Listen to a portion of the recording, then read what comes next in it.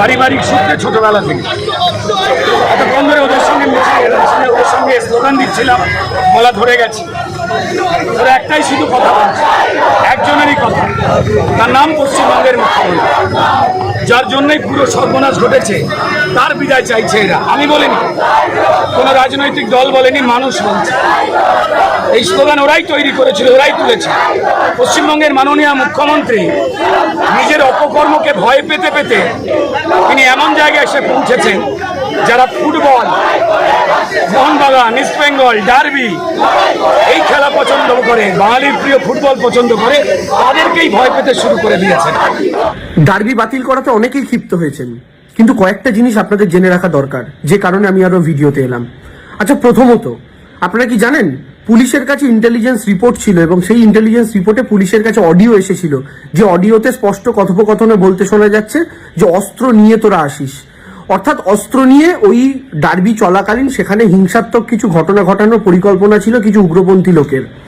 এবার আপনি চিন্তা করুন, একটা স্টেডিয়ামে 60-70 হাজার লোক একত্রে বসে খেলা দেখছেন, সেই পরিস্থিতিতে যদি কোনো রকম অনাচার সেখানে হয়, কোনো রকম এমন পরিস্থিতি যদি সৃষ্টি হয় যেখানে মানুষের প্রাণহানি হতে পারে, সেটা কি সরকার অ্যাফোর্ড করতে পারে? আপনারাই বলছিলেন না, টেলিভিশন মিডিয়াগুলো বলছে না, যে রাজ্য সরকার আরজি করের ক্ষেত্রে পুলিশের কাছে কোনো ইন্টেলিজেন্স রিপোর্ট ছিল না, ভাঙচুর করে চলে গেল। কেন পুলিশের কাছে ইন্টেলিজেন্স রিপোর্ট ছিল না? আমাদের কলকাতা পুলিশের কমিশনার তিনি স্বীকার করেছেন, হ্যাঁ ইন্টেলিজেন্স ফেলিওর আমাদের হয়েছে। আচ্ছা, প্রথমবার ইন্টেলিজেন্স ফেলিওর হয়েছে, আজকে সেই সংবাদ মাধ্যমগুলো টেলিভিশন চ্যানেলে কি বলছেন চিৎকার করে করে, যে আরজি করের দিন পুলিশ নিষ্ক্রিয় ছিল, আজকে পুলিশ সক্রিয় কেন? আরজি করের দিন নিষ্ক্রিয় থাকা মানে আজকেও নিষ্ক্রিয় থাকতে হবে। আজকে যদি পুলিশ প্রশাসন ডার্বিটা অ্যালাউ করতো, আর সেই ডার্বি অ্যালাউ করার পর ইন্টেলিজেন্স থাকা সত্ত্বেও যদি অ্যালাউ করতো, আর সেই ডার্বিতে ভগবান না করুন কোনো মায়ের কোল খালি হতো, এমন কোনো ঘটনা বা এমন কোনো পরিস্থিতি হতো, সেদিনকে এই সংবাদ মাধ্যমে আবার শো করে টেবিল চাপড়ে সন্ধ্যেবেলা টিভি চ্যানেলে আলোচনা করে বলতো পুলিশের কাছে কি ইন্টেলিজেন্স রিপোর্ট ছিল না? পুলিশ কেন হতে দিল এই ম্যাচটা?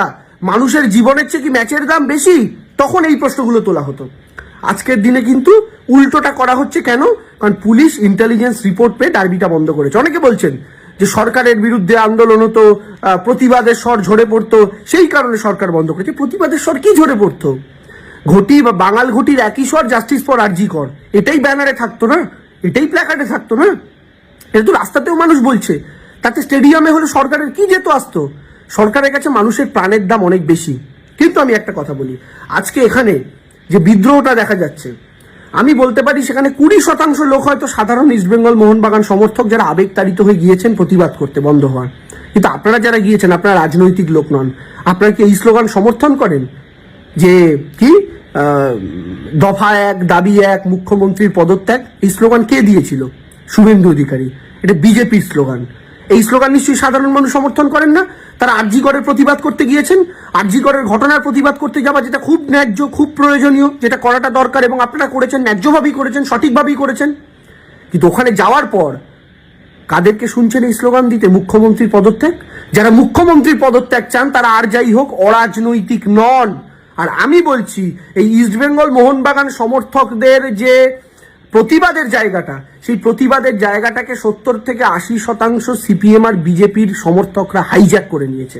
এখন বাকি 30% সাধারণ মানুষ, তারা সংখ্যালঘু, সেইখানে তারা সংখ্যায় কম, তাই তারা এই স্লোগান দিল, তারা সেই স্লোগানের বিরোধিতা করতে পারেননি। কিন্তু যেখান থেকে মুখ্যমন্ত্রী পদত্যাগের স্লোগান ওঠে, সেটা সাধারণ মানুষের জমায়েত হতে পারে না। তাই সাধারণ ইস্টবেঙ্গল মোহনবাগান সমর্থকরা ওখানে 20 থেকে 30% ছিলেন, আর 70% সিপিএম আর বিজেপির লোকেরা ছিল। এটা আপনাদের বোঝার দরকার আছে। এই ট্র্যাপে আপনারা দয়া করে পা দেবেন না। আর বাদ বাকি পুলিশ যাদের উপর লাঠি চালিয়েছে, তাদের প্রতি আমার সমবেদনা রইল। এই জিনিসকে আমি সমর্থন করি না। পুলিশ কোথাও হয়তো আইন শৃঙ্খলা নিয়ন্ত্রণ করতে গিয়ে একটু করা হয়েছে, ব্যক্তিগতভাবে এই জিনিসকে সমর্থন করি না।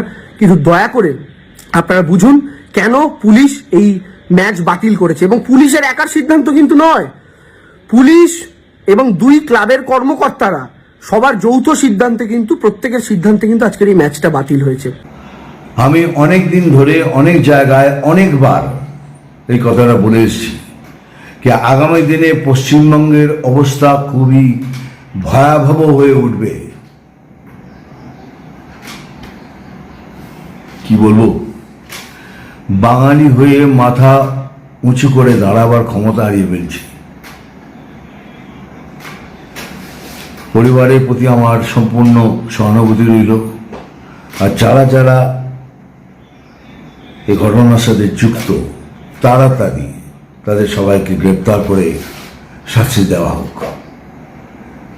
এটাই আমার কাছে সব থেকে বড় কাম্য।